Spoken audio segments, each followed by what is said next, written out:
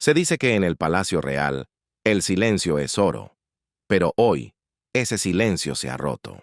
Una tormenta invisible, pero devastadora, ha estallado detrás de los altos muros del palacio.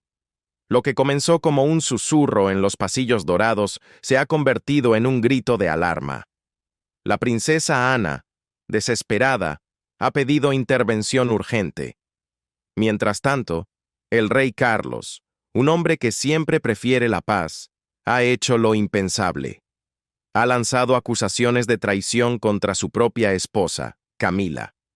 Se habla de documentos ocultos que han salido a la luz, de alianzas secretas tejidas en la oscuridad y de lealtades que se rompen en mil pedazos.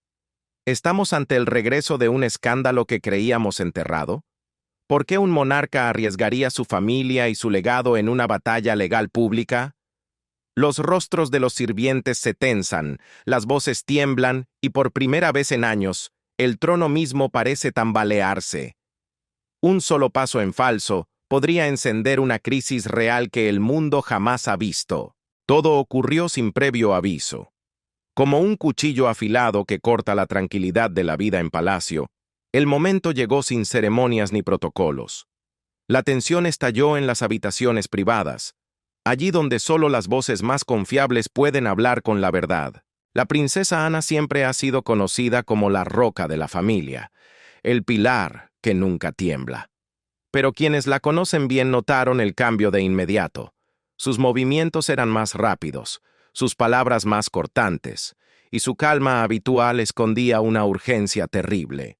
Ya no era la figura compuesta que vemos en los actos públicos. Era una mujer acorralada por fuerzas mayores que el orgullo. Ana no actuaba por emoción, sino por pura necesidad. A puerta cerrada, Ana contactó a las autoridades más altas del palacio y a un círculo muy pequeño de personas de confianza. Su mensaje no fue un drama, ni una queja pública. Fue una súplica de ayuda, una súplica medida, seria y nacida del sentido del deber, no del miedo. Dejó muy claro que esto ya no era una simple pelea familiar. Algo mucho más peligroso estaba tomando forma, algo que amenazaba el equilibrio mismo de la corona. En el centro de todas las miradas está Camila. Cuando Ana habló, no lo hizo con chismes ni sospechas vacías. Habló con la gravedad de alguien que ha visto demasiado y sabe que se está a punto de cruzar una línea roja. Ya sea por decisiones que Camila ya tomó o por movimientos que planea hacer, sus acciones señalan un cambio que no se puede ignorar. Las implicaciones van mucho más allá de quién tiene el poder. Tocan la estructura misma de la monarquía, su futuro y la frágil confianza que la mantiene unida.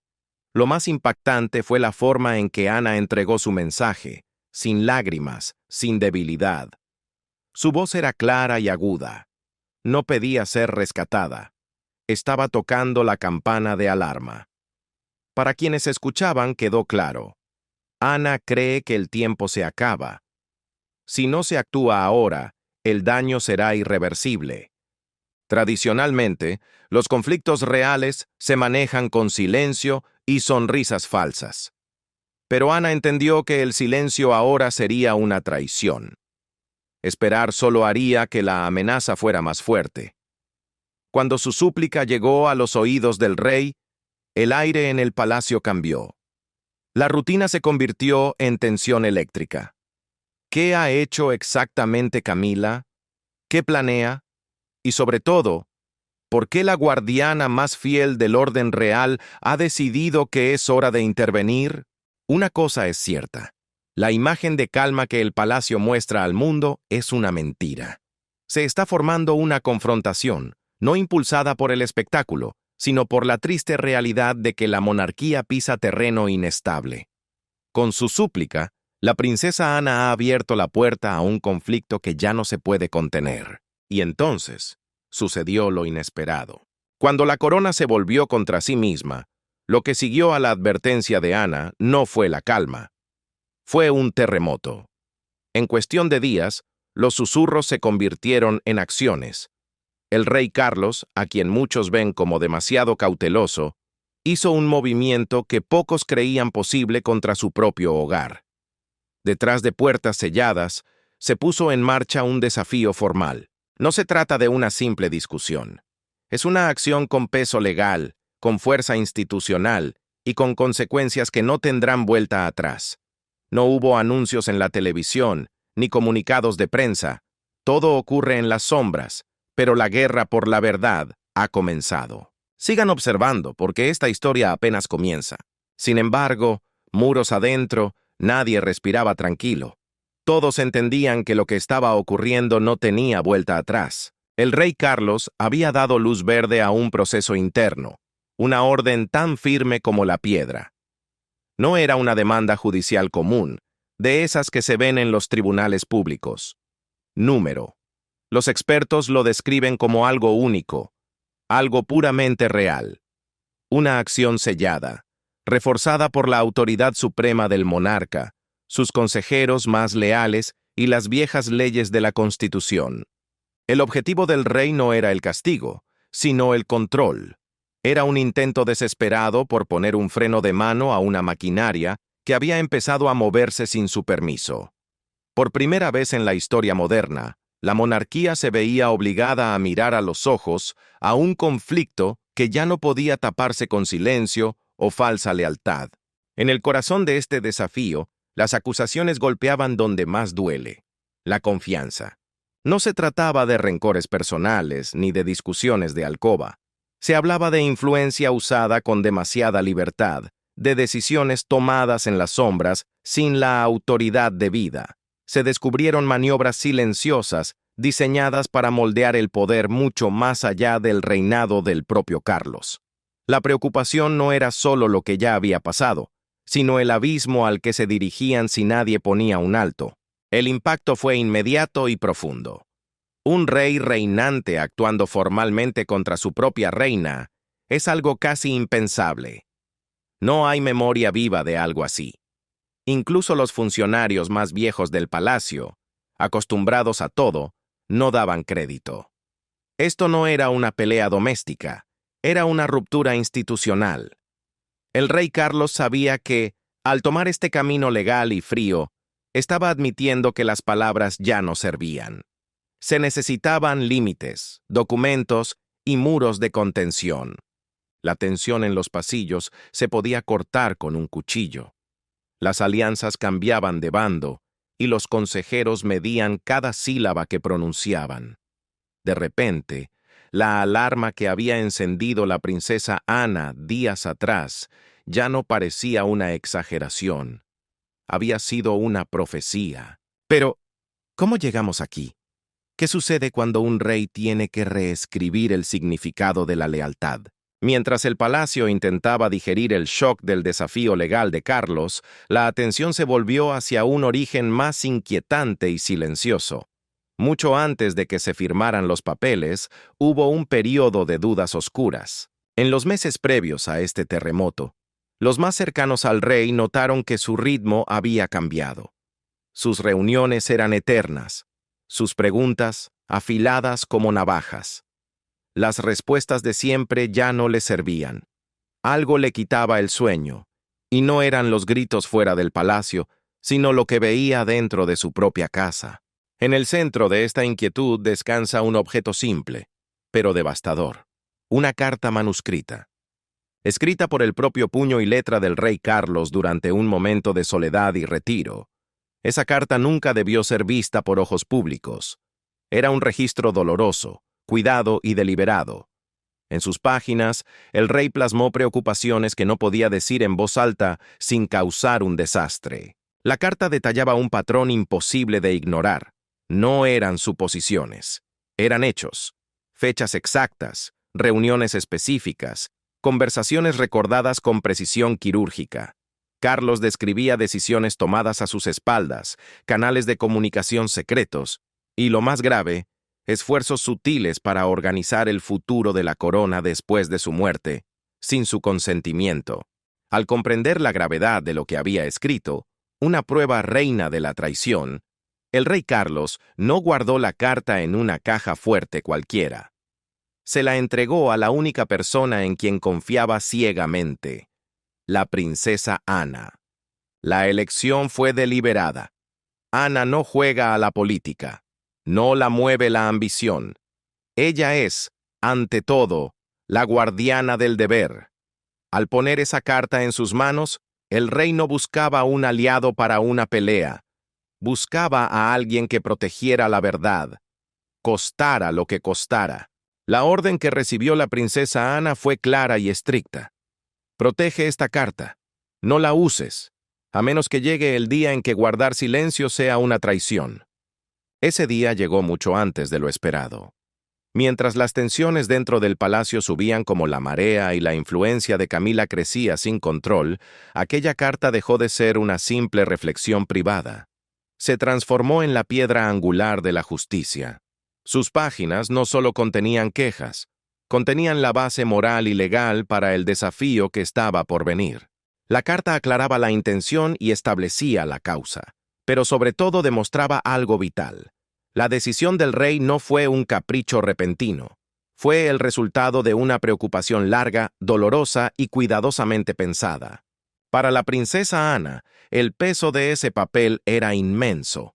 Sabía que soltar esa bomba, incluso dentro de los canales institucionales controlados, rompería para siempre las relaciones en la casa real. Pero guardarla significaba permitir que el cáncer que describía la carta siguiera creciendo. El papel de Ana nunca fue elegir bandos. Su misión era asegurar que la verdad, una vez escrita, no pudiera ser borrada por el miedo o la conveniencia. Cuando la carta se introdujo silenciosamente en el proceso interno, el efecto fue inmediato. Los consejeros que antes ignoraban las advertencias se quedaron mudos. Los equipos legales cambiaron su postura en sus sillas. La historia cambió por completo. Lo que parecía una simple lucha de poder se redefinió como un abuso de confianza documentado, anclado en las propias palabras del rey.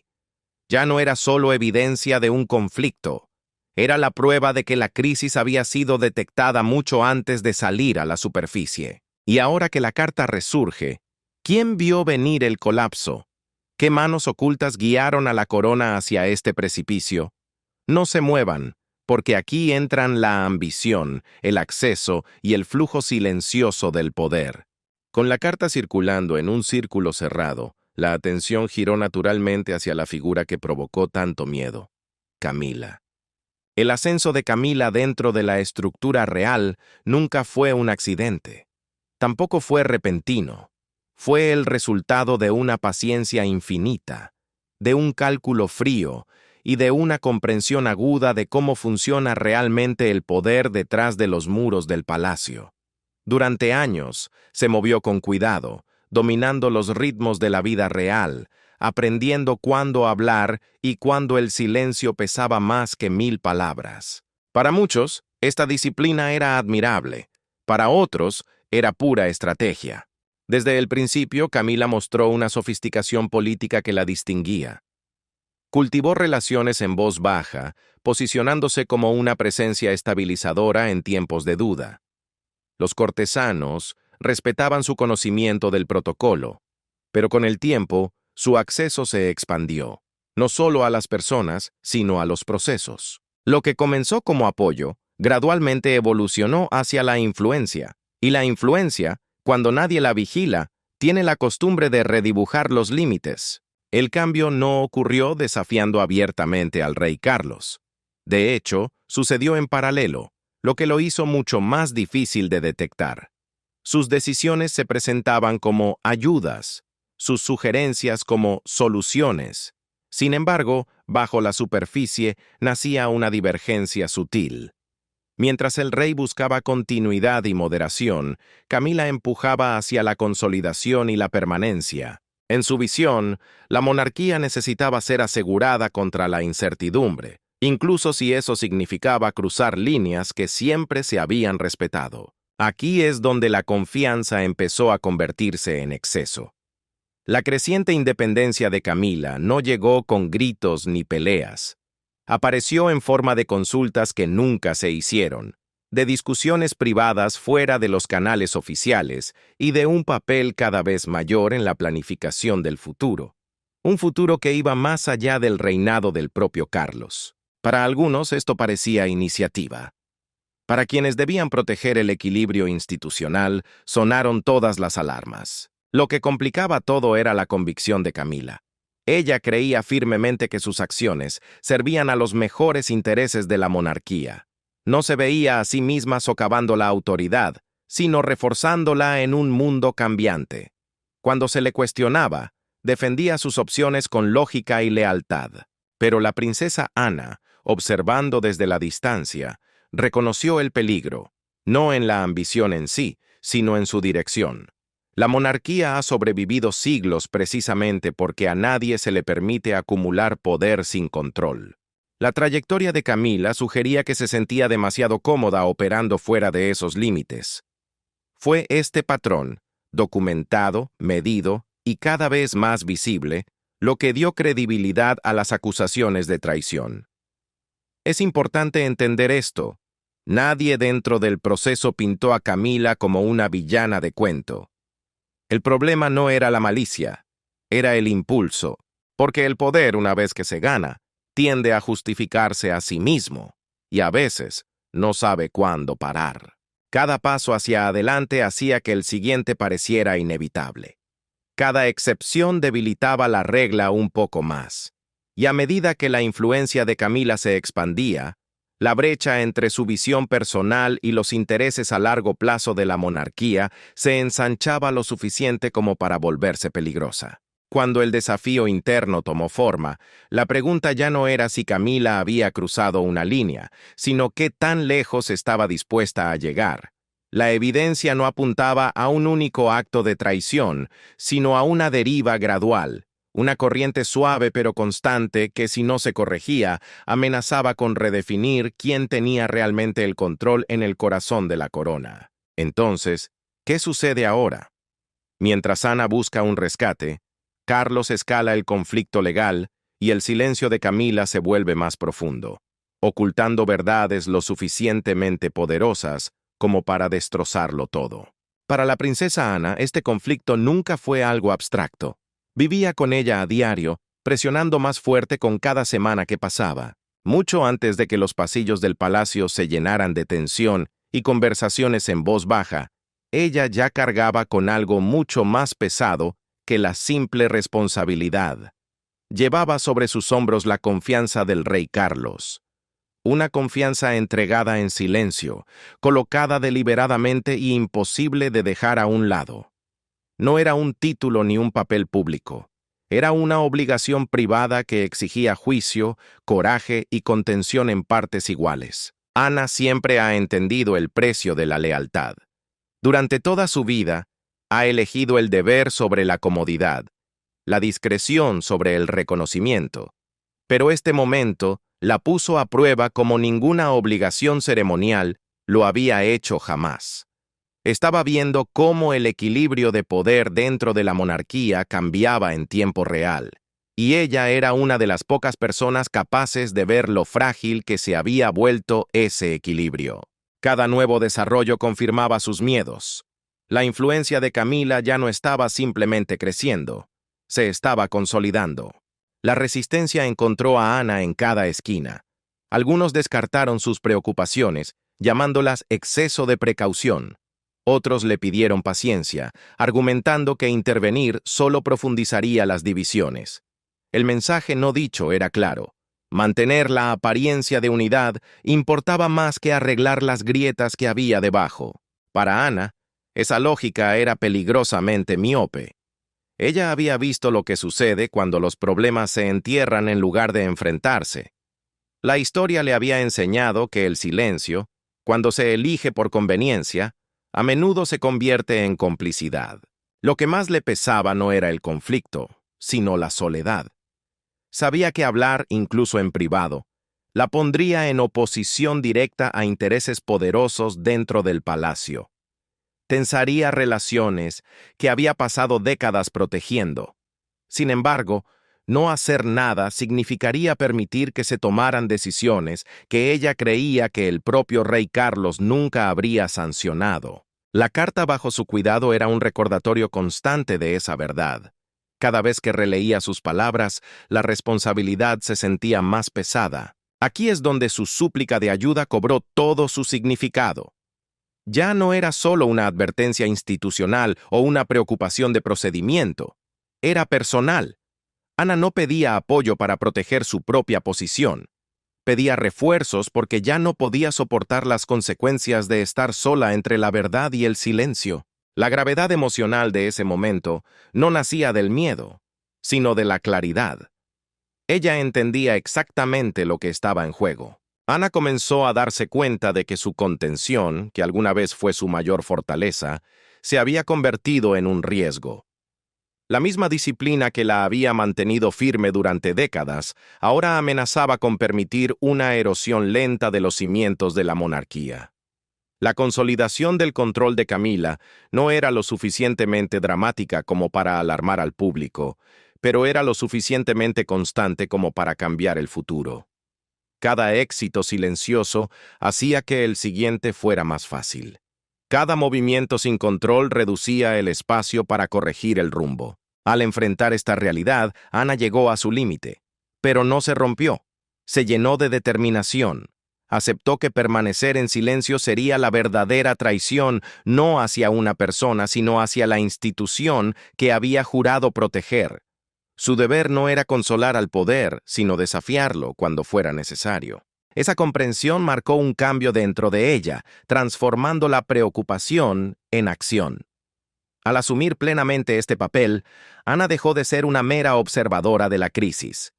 Se convirtió en su centro moral, la única dispuesta a soportar la tensión de la confrontación para que la monarquía aún pudiera tener la oportunidad de corregir su rumbo. Y con esa decisión, el conflicto pasó de ser una inquietud silenciosa a algo mucho más trascendental, preparando el escenario para que las fuerzas dentro del palacio finalmente chocaran. Pero, ¿qué sucede cuando la postura moral de Ana amenaza secretos enterrados y el palacio contraataca para proteger el poder mismo? Manténganse atentos. Las fracturas del poder ya están aquí.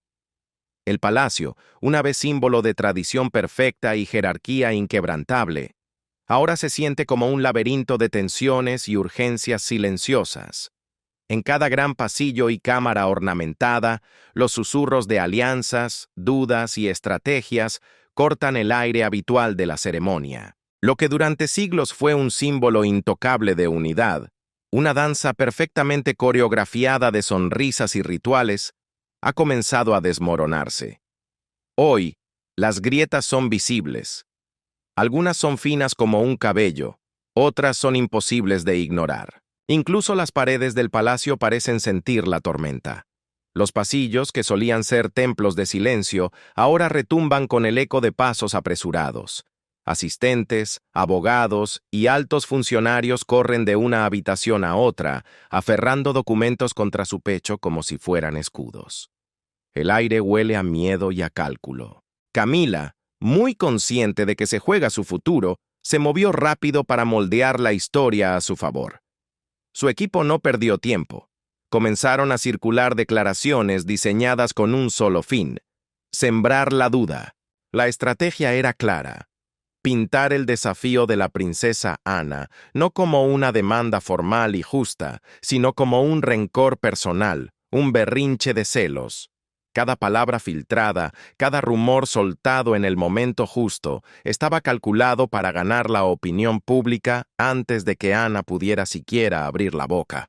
Pero Ana estaba lista. Ella no trajo gritos ni emociones desbordadas. Trajo orden. Su defensa era una fortaleza construida con papeles, registros meticulosamente organizados, cartas antiguas, notas de reuniones y testimonios de testigos de confianza. Ana trazó cada paso y cada reclamo con una claridad cronológica que asustaba.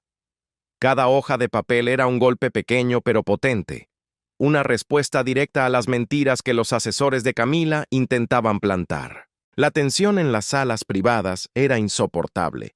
Los equipos legales se amontonaban sobre mesas cubiertas de papeles, buscando lagunas, analizando cada precedente histórico. Los consejeros susurraban al oído de sus jefes, ofreciendo consejos que iban desde la precaución extrema hasta la audacia total. Las figuras más veteranas del palacio, hombres y mujeres que antes caminaban con certeza, ahora se sentían perdidos en un laberinto. Las lealtades cambiaban por minutos.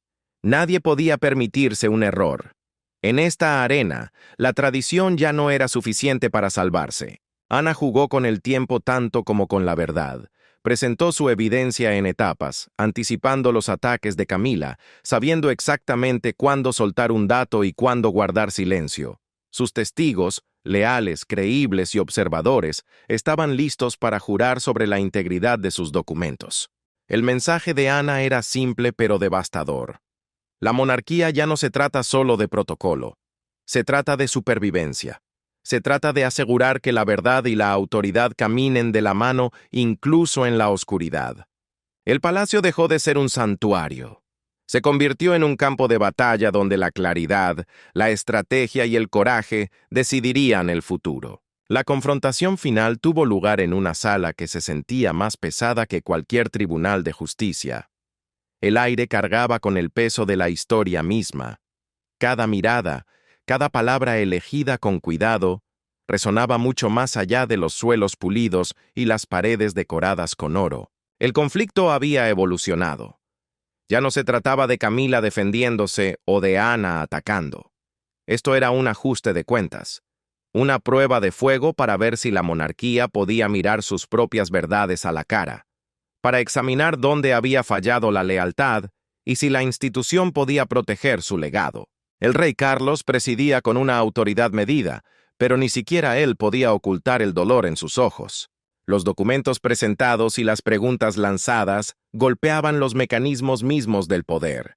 Se cuestionaba cómo se habían tomado las decisiones y qué voces se habían escuchado o ignorado en las sombras. La princesa Ana, compuesta pero con una determinación de acero, presentó cada pieza de evidencia con una claridad deliberada. Las cartas, fechadas y anotadas, revelaban patrones que hablaban más fuerte que cualquier grito. Los testigos contaron los hechos con precisión casi quirúrgica, pintando un cuadro de intenciones ocultas y responsabilidades olvidadas. El ambiente en la habitación cambiaba con cada revelación. Los equipos legales debatían en voz baja, casi en susurros. Sus estrategias se desplegaban con la precisión de movimientos de ajedrez, anticipando el contraataque, midiendo cada línea de interrogatorio. Los altos funcionarios, que antes se sentían seguros en sus puestos, ahora caminaban por un campo minado.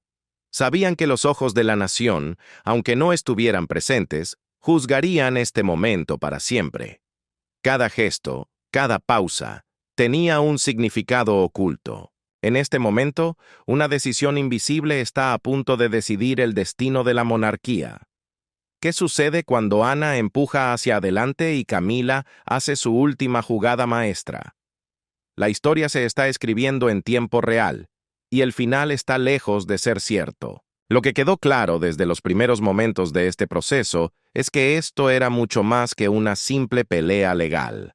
Era un espejo gigante sostenido frente al rostro de la propia monarquía. Las preguntas que flotaban en el aire eran más grandes que cualquier persona, más grandes que Ana o Camila. ¿Quién controla realmente el legado de la corona? ¿Se puede medir la lealtad solo por la obediencia ciega? ¿O acaso la verdadera lealtad requiere transparencia, justicia y la valentía de rendir cuentas? No eran preguntas para filósofos ni para libros de historia polvorientos.